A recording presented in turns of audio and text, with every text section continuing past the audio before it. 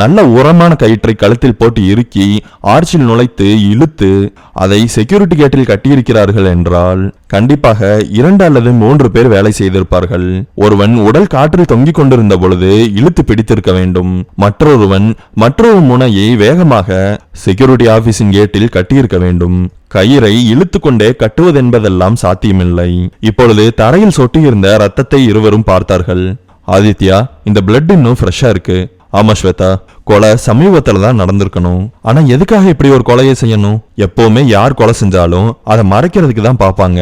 ரத்தத்தை பார்த்து விட்டு நிமிர்ந்த விக்ரம் ஸ்வேதாவின் கண்களை சந்தித்தான். ஸ்வேதா, சரியான ஒரு பாயிண்ட தான் நீ பிடிச்சிருக்க. கொலை பண்றவங்க யாரா இருந்தாலும் பாடியை மறைக்கணும்னு தான் பாப்பாங்க.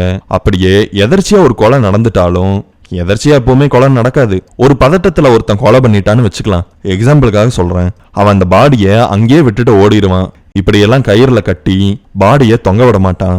உங்களுக்கு கதை கேட்கறதுன்னா ரொம்ப பிடிக்கும்னா அஸ்வின் தமிழ் நாவல்ஸை சப்ஸ்கிரைப் பண்ணிருங்க.